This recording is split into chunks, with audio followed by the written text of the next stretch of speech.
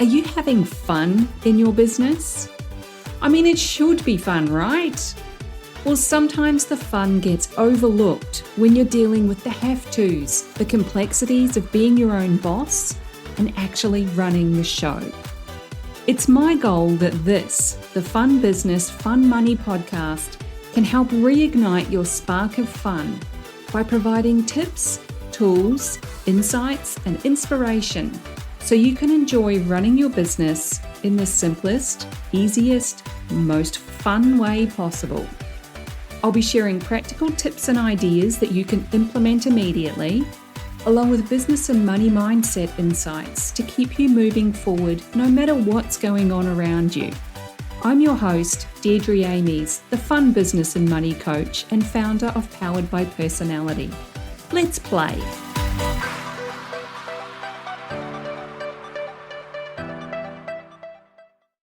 Hey there, and welcome back to the Fun Business, Fun Money podcast. Today, I've got a story about following your intuition, even if you don't know where it's leading you. And I'm actually having a little laugh to myself about this because I've literally just had a moment where I said, I don't know what to talk about in the next episode. And that gave me the nudge to go check my big old list of ideas that I brainstormed a while back. And what do you know? This story about following your intuition is what stood out for me as the next right thing to talk about. And like all good stories, this one begins a long time ago in a galaxy far, far away. Okay, not quite. I'm not that old and the world is only so big. And Star Wars Day was last week, but as I said, I got to get my corny references in where I can. If you've been in my world for a while, you might already know that I grew up and I moved to Dunedin when I left school at 18. I studied a business course for a couple of years until I got sick of having no money. I wanted to do all the fun things. So I went and got myself a job. And it's easy to say, I got myself a job. But it's not always easy to do when you've got almost zero experience or work history at that age. What I actually did was sign up with a temp agency that placed staff in admin support roles when someone was off sick or on leave, that kind of thing. One of those temp roles was on the reception desk at a local radio station. I was answering phones and greeting visitors. And I was fine with talking to people about anything and everything thanks to growing up in the tourism industry. I'd been answering phones and taking bookings for my parents' businesses from a very early age, as well as serving in restaurants and other hospitality roles. Which was good because there were some pretty well-known people coming in for radio interviews, and it probably wouldn't have been a good thing to be starstruck. I just spoke to them like the normal human beings that they are underneath all of that celebrity and fame stuff.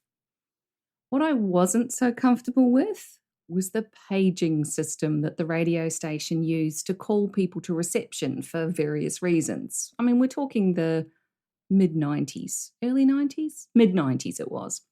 I was hyper aware that at the press of a button, my voice would be heard throughout the entire building. Everybody would pause for a second to see if I was talking to them. That was really intimidating, but it was part of the job. I was only there for a few days, maybe a week, so I went, screw it, let's do it. Nobody told me what to say. I just trusted my intuition that the right person would hear my call and follow the instructions so that I didn't have to repeat myself over and over again. It went like, paging John Smith, you have a visitor at reception, thank you.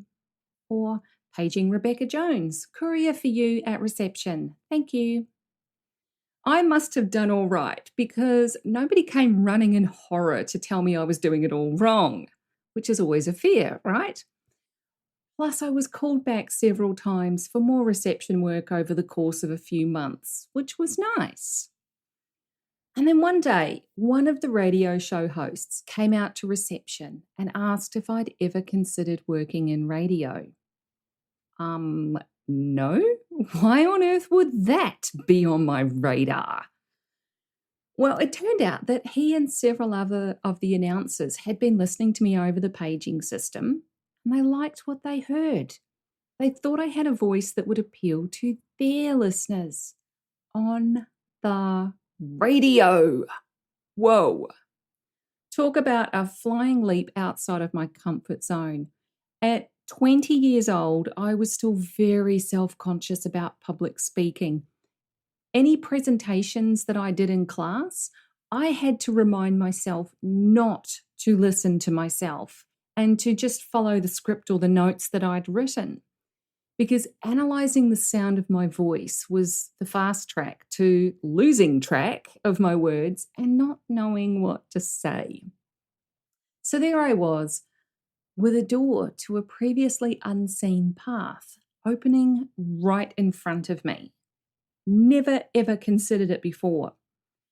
So of course I agreed to go into the studio and do a sound test because the actual studio equipment produces a much different result to the building's paging system. I could have sounded completely rubbish, but I didn't sound rubbish. It actually sounded way better than paging someone to come to reception for a visitor. Did I end up becoming a radio announcer? No, of course not. The radio host and I had a great chat. That part was easy because there was someone to riff with. It was just a normal conversation kind of a scenario. But when he said, I'm going to go in the other room and I want you to just talk about anything that comes to mind so I can hear what you're like solo. That's where it all fell apart. I had no notes. I had nothing prepared and my mind went blank. There were a lot of ums and ahs, but it was pretty obvious that I wasn't someone who could just pick up a mic and talk. That's the lesson that I want to share with you. Just because something doesn't end up going anywhere, trust your intuition and give it a try anyway, because that's exactly what I did. At any point in the process, I could have said no because I'd never done it before and doubted my abilities, or because it was really uncomfortable. God, was it uncomfortable.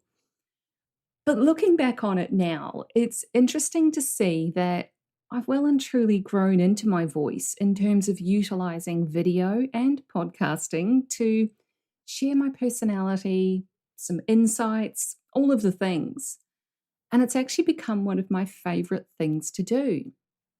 That studio test helped me to create the habit of always having notes to keep me on track and remind myself of key points.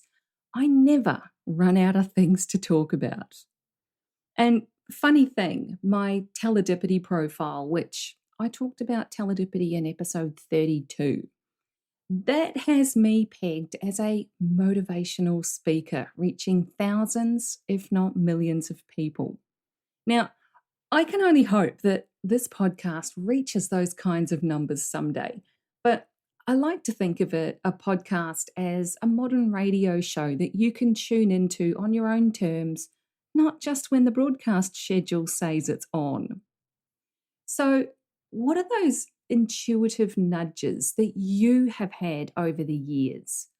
You might have dismissed or ignored it at the time because it was silly or weird or just so left of field that you hadn't ever thought of it. Maybe you did give it a go, but ultimately didn't follow through with it like I did in this situation.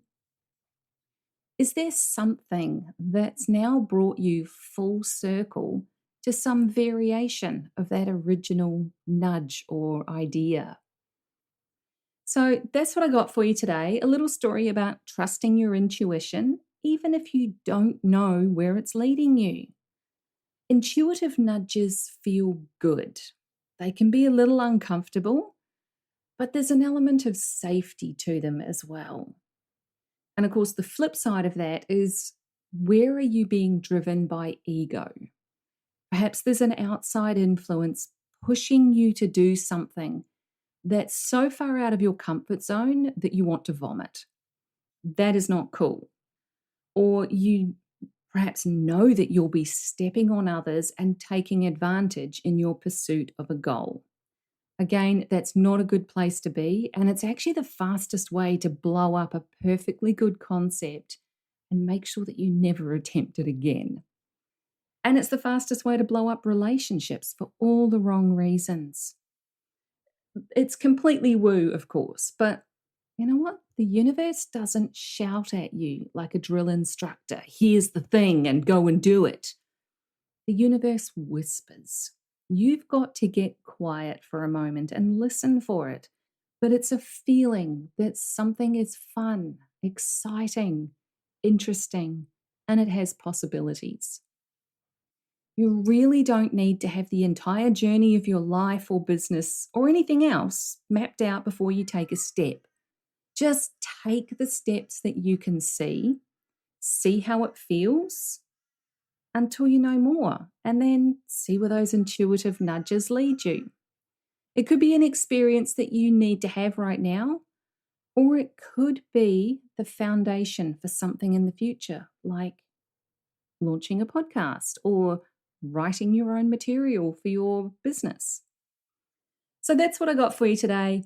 Always, always, always trust your intuition. It will never steer you wrong. And if something feels off, it probably is. Take care, have fun following your intuition, and I'll catch you in the next episode. Thanks for joining me. If you found this episode useful, make sure you hit that follow button on your chosen podcast platform so you get the notifications when each new episode goes live and you don't miss anything. If you know someone who would also get something from it, don't be shy, share it with them. One of the best things about being a business coach for online entrepreneurs is helping them make sense of their creative ideas and turn them into a simple, clear business system that actually makes money. A client recently described me as a castle building expert. You've got the big vision and some of the building materials already, but you don't quite know how to bring it all together into a solid foundation. Then I come along and I show you the blueprint that makes sense of it all. I love that analogy. And I'd love to show you your personalized blueprint, the one that's just right for you and your clients. But I can't do that until you join Ignite, my business and money coaching program. So head on over to deirdreamies.com/ignite for all the details. Fill out the application form and let's talk about building your castle in the simplest, easiest way possible.